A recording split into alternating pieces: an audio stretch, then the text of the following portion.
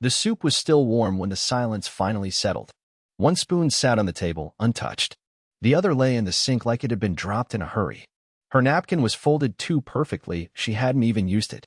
The glass of wine I poured for her had one fingerprint on it, and it wasn't mine. I stared at that glass for maybe an hour. At 6:40 p.m., she said she'd be back by 9. At 9 p.m., I opened all the windows. At 12:17 a.m., I stopped waiting. There was nothing dramatic about it. No shouting.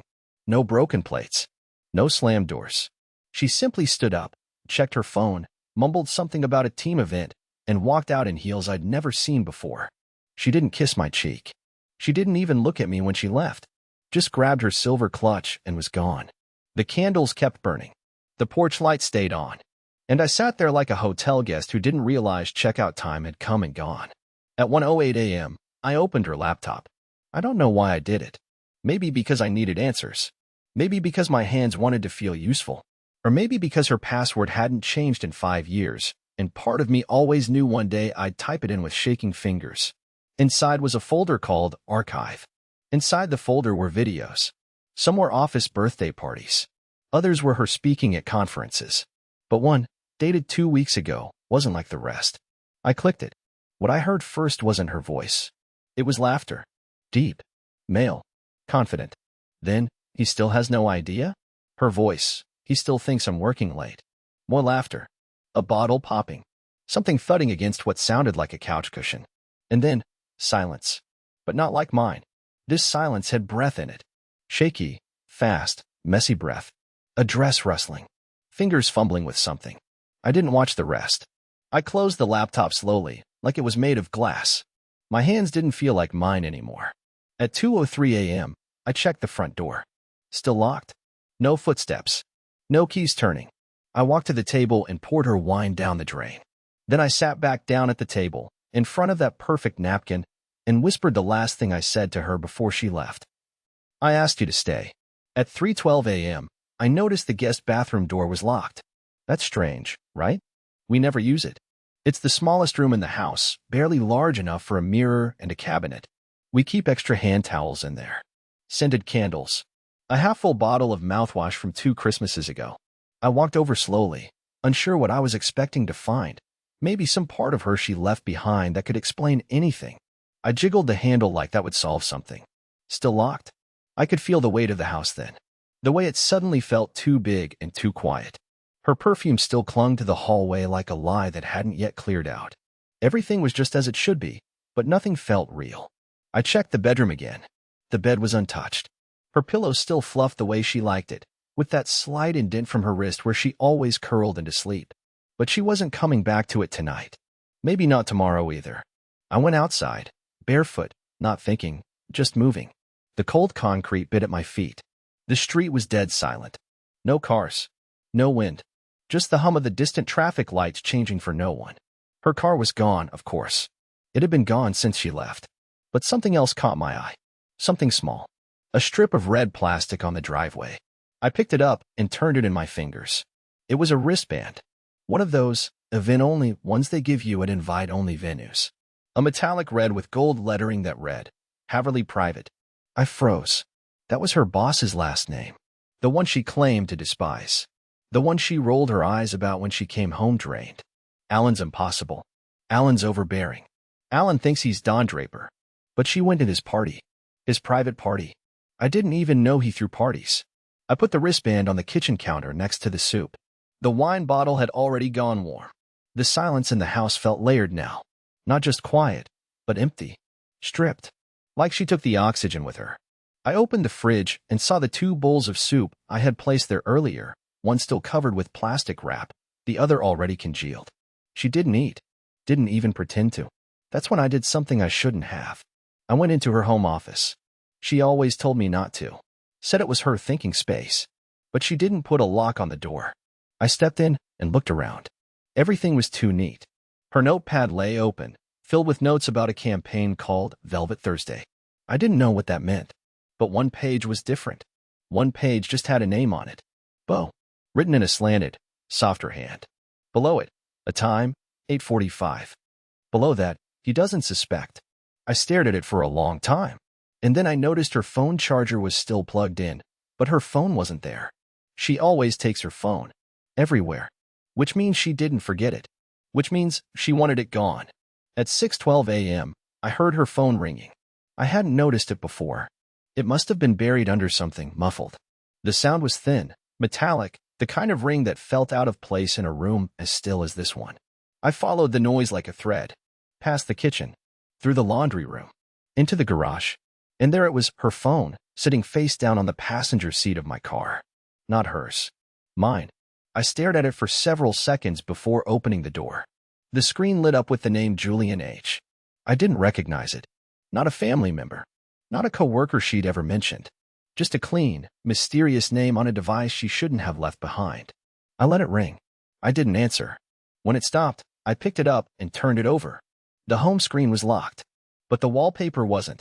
It wasn't the usual picture of us at Lake Geneva. It was a black and white photo of a man's hand on a steering wheel. Not mine. Not hers. Just a hand. Relaxed. Confident. Like it belonged somewhere important. Then the text messages started appearing. One after another. Like they'd been waiting for daylight to show up. Julian H. Last night was insane. You still at Allen's? Julian H. You're not ghosting me now, right? Julian H. Rowan. Come on. I left the bracelet with your coat. Julian H. Don't do this again. I didn't know what to make of it. I just stood there in the garage with the early morning light bleeding through the window, and that voice in my head repeating over and over, you asked her to stay. You asked her to stay. I brought the phone back inside. My hand was shaking now. Not in anger. It wasn't that kind of story. It was something else. Like my body couldn't decide whether it still belonged in this house. I set the phone next to the wine glass, next to the event wristband, like I was building some kind of altar to my own humiliation. Then, a sound. Not the phone this time. A soft creak from upstairs. I didn't move at first. Maybe I imagined it. Maybe sleep deprivation was finally chewing at my edges. But then it came again, unmistakable. A slow, deliberate step on the upstairs landing. I walked to the bottom of the staircase and looked up. Nothing. But the air felt different. I climbed the stairs slowly, not even breathing, ears straining to hear anything besides the pounding in my chest. The hallway was dim, morning light crawling in through the guest room blinds. The master bedroom was still empty. But the guest room door, the same door I hadn't opened in months, was now slightly ajar. I pushed it open, and I froze. The suitcase. Hers. The gray one with the dent on the corner from our trip to Nashville. It was on the bed, zipped halfway open. Clothes folded. Some expensive. Some wrinkled like they were shoved in last minute. And next to the suitcase, a man's jacket. Not mine. Not Julian's, either. I recognized the monogram on the sleeve.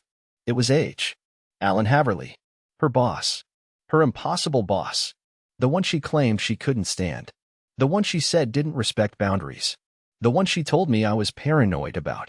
That's when the front door slammed downstairs. And her voice called up, cheerful, oblivious, like none of this ever happened. Hey babe, you up? I didn't answer her. I stood at the top of the stairs, just outside the guest room, barely breathing. Her suitcase still open. Alan Haverly's jacket still draped across our guest bed like it belonged there. And she was downstairs cheerful, humming a tune I couldn't place, like she had just come back from grabbing coffee, not vanishing for 3 days. I could hear her heels clicking across the tile, the soft rustle of a grocery bag, the fridge door opening. She was talking to herself now. Something about oat milk. Asking if we were out of cereal. Laughing under her breath like she had the luxury of comfort, like her disappearing act hadn't turned this house into a grave. My hand gripped the banister tighter. She called out again, louder. Curtis? You awake? You won't believe the weekend I've had. I slowly stepped back into the guest room and closed the door behind me. Not hard. Just enough. Like I needed one last second of quiet before everything shattered. I looked at her suitcase again. Half her clothes were missing. There were receipts crumpled in the side pocket, one from a steakhouse in Lake Forest, one from a gas station 2 hours outside the city. The name Alan Haverly showed up again on the dinner receipt, in the signature line. Scribbled quickly, casually. This wasn't business. This wasn't a spontaneous work trip. This was planned. I walked into the bathroom and splashed water on my face, but it didn't do anything. I still looked like someone who had been kept out of the loop in his own life. My reflection didn't even flinch. It just stared back, hollow-eyed, tired, and slightly embarrassed. I didn't feel angry. Not yet. I felt behind. Like the version of me that believed her was a step or two slower than the one that was waking up now. The sound of her coming up the stairs pulled me back to the present. Each step creaked like it was giving away a secret. I opened the door and stepped into the hallway just as she reached the top landing. Her eyes met mine, and for the briefest second, she hesitated, not in guilt, but surprise. Like she wasn't expecting to see me standing, alert, unshaven, wearing yesterday's clothes and no expression at all. "Hey," she said with a smile that didn't reach her eyes. "I tried texting you, but my phone died. You know how Alan's parties get." I didn't say a word. I just watched her. Closely. She had no purse. No coat. No phone. "You okay?" she asked, tilting her head, feigning concern. I stepped aside and gestured toward the guest room without breaking eye contact. "What's this?" she asked, walking past me. She saw the suitcase. She saw the jacket. And for the first time, her face cracked. Not much, just the slightest shift. Her jaw tensed. Her eyes blinked faster. She didn't touch anything. She just stood there, calculating. "That's not mine," she said. I almost laughed. It wasn't humor. It was the kind of laugh you feel in your throat when you're about to break. I reached into the pocket of my hoodie and pulled out the event wristband I'd found in the driveway. Then her phone. Then the note with Bo, 8:45. He doesn't suspect. I laid them out on the bed like evidence in a trial I never wanted to attend. She didn't touch any of it. "Curtis," she finally said, slowly, her voice tightening. "You're reading too much into things. You're spinning again." Again. That word did something to me. I looked at her, really looked, and saw it. Not regret, not panic, but strategy. She wasn't here to apologize. She was here to see how much I knew. And more importantly, how much I was willing to ignore. She sat down on the edge of the guest bed like nothing was burning.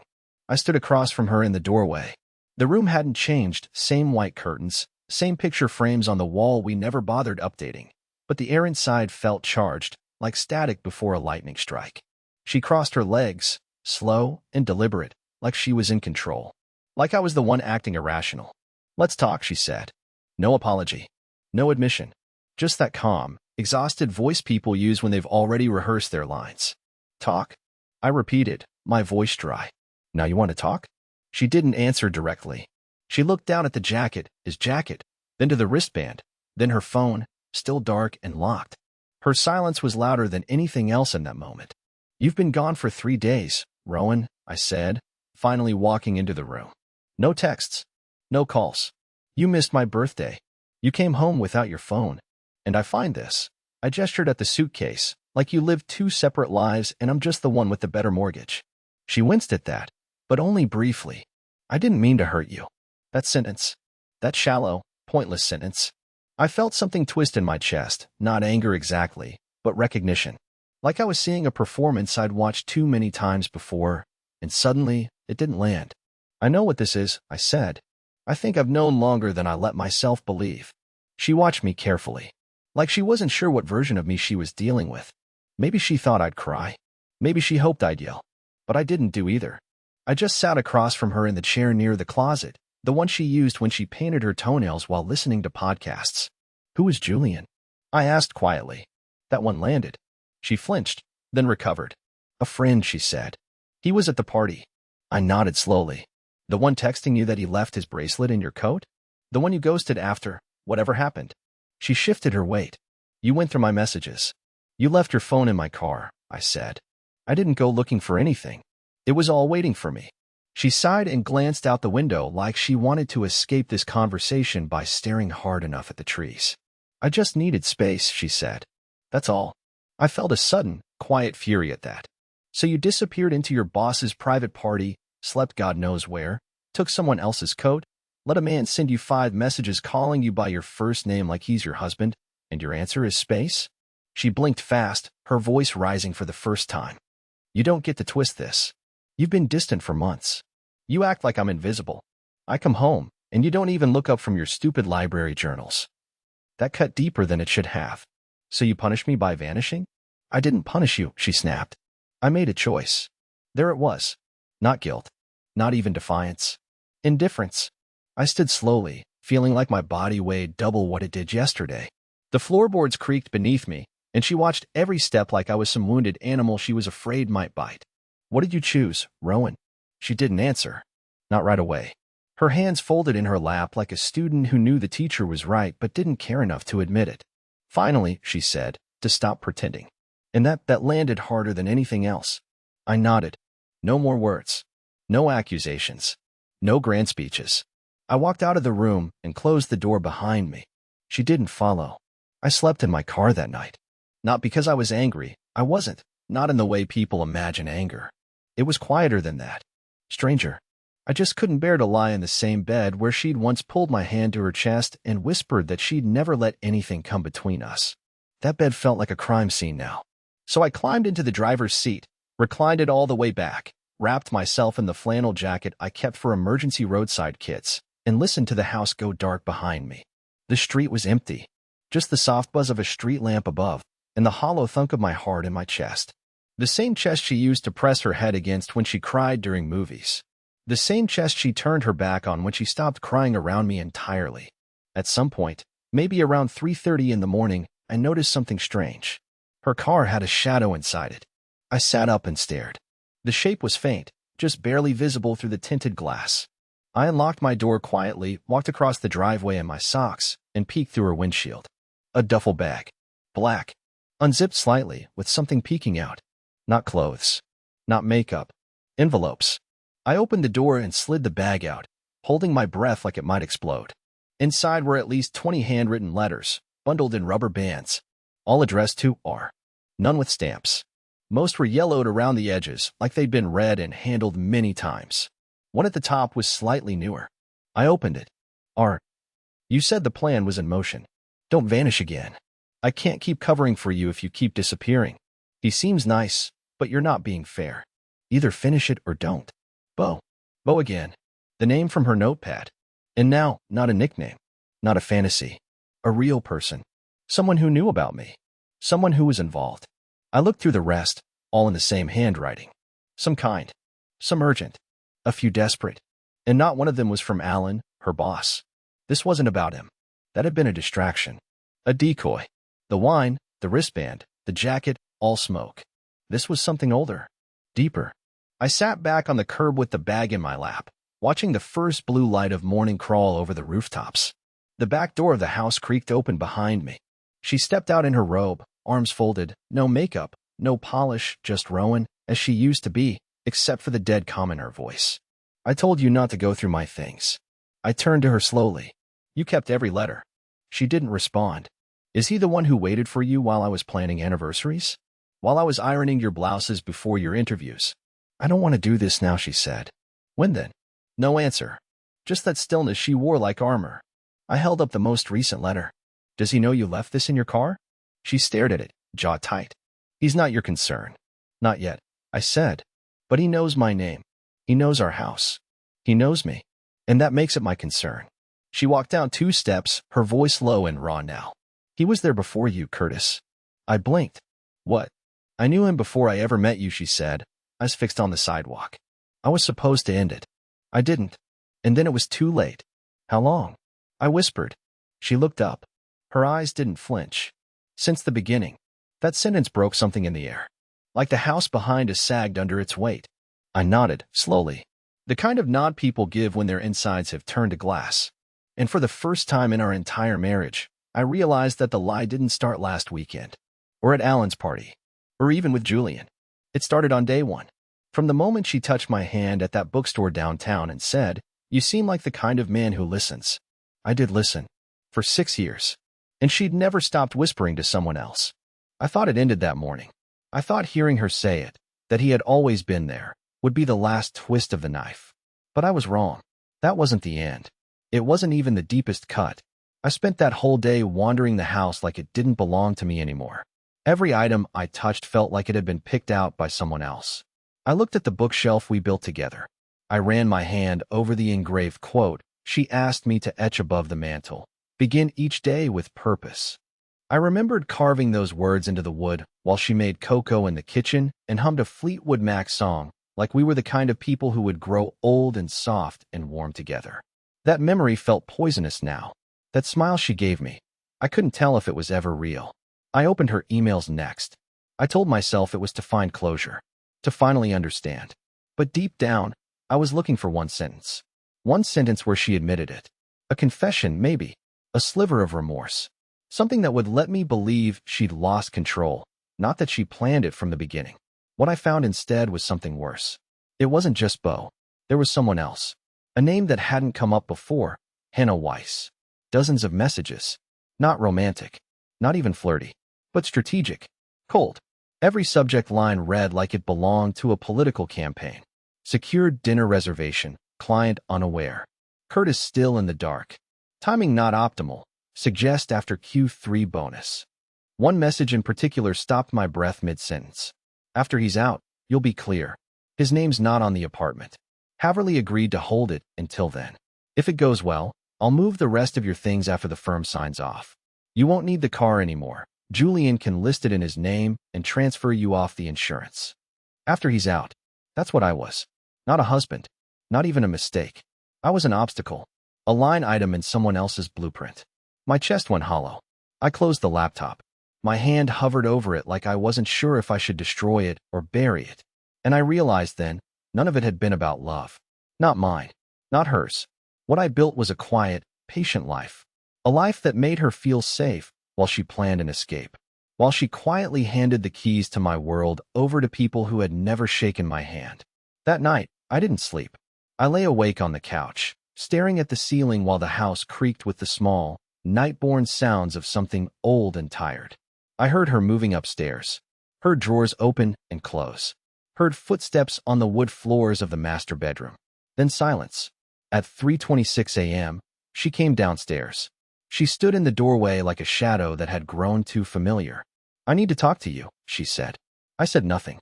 She sat on the armrest of the opposite chair, hands folded tightly. She didn't look confident this time. She looked like someone who knew the door was closing and still hadn't figured out which direction she planned to run.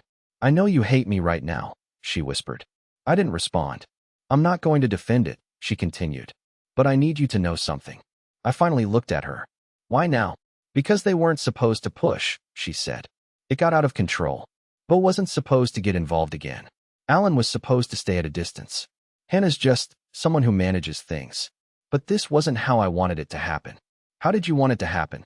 I asked, quietly, while I was out renewing the tags on your car. She looked away. I was trying to wait for the right time. I swear. I thought maybe you wouldn't notice. That stunned me more than I expected. You thought I wouldn't notice you setting fire to everything we built? I said. You thought I'd go quietly? No, she whispered. I thought you'd still love me enough to let me go. She looked me dead in the eyes, and for the first time, I saw something different in her expression. Fear. Not of me, but of being alone. Truly, finally alone. That's when I said it. Not loudly. Not dramatically. Just enough for it to cut. I already let you go 3 days ago. You just didn't notice. And with that, I stood up and walked to the front door. She didn't follow. She never asked me where I was going. Because deep down, she already knew what came next. When I left that night, I didn't slam the door. I didn't pack a bag or make a speech. I didn't look back to see if she was crying or if she was texting someone to come pick her up. I just closed the door behind me, gently, like it was the last page in a chapter I'd been trapped inside for years. I didn't even know where I was going at first. I drove past the city, past the lake, past all the places where our memories used to live, restaurants with our initials scratched into wooden tables, bookstores where we'd whispered about which novels to fake read together, crosswalks where we kissed at red lights like the world was ours. It all felt smaller now. Not because it didn't matter, but because it didn't define me anymore. I stopped at a diner just off the highway. The kind with scratched-up counters and black coffee that tastes like endings. The waitress didn't ask questions. She just poured me a cup and left me alone. I watched the steam rise, and for the first time in days, my breathing slowed. I was done mourning the version of her that never existed. And I was done mourning the version of me who let himself live in that illusion. It didn't happen all at once, but over the next few days, I started sorting through the life I thought I'd lost. I found an old notebook I used to carry when I first started at the library, filled with quotes I scribbled in the margins during quiet shifts. One of them stuck out. It was underlined twice. You don't owe anyone your silence when your truth is asking to be heard. So I told mine. Not to her. Not to Bo. Not to Julian or Alan or Hannah or any of the people who treated my life like a hotel they could check in and out of when it suited them. I told it to myself. I moved out of the house 2 weeks later. Not dramatically. No lawyers. No headlines. I left her a list of what I'd taken, mostly clothes, books, some old photos that actually meant something. I didn't want revenge. I didn't want explanations. I wanted peace. And that's exactly what I found. I found it in the silence of a smaller apartment that didn't echo with absence. In the long walks I started taking through the old part of town. In the conversations I had with people who didn't know my history and didn't ask for a performance. I found it in a tiny used bookstore tucked between a flower shop and a barber shop, where I now volunteer 3 days a week, organizing donations and recommending poetry to people who don't think they need it. Sometimes I still think about her. Not with rage. Not even sadness. Just distance. She was a storm that passed. Loud, unpredictable, and unforgettable. But I survived it. I kept standing. And the sky, unbelievably, cleared. Last week, I got a letter in the mail. No return address. Just a single sheet of paper with one sentence written in handwriting I'll never forget. I thought I'd feel free. I don't. I folded the letter and slid it into the back of a drawer. I didn't reply. Not out of cruelty, but because I didn't need to. Some people only learn what something meant once it's already gone. But I'm not one of them anymore. I know what I'm worth. I know what I gave. And now, I know how to live without asking someone else to see it.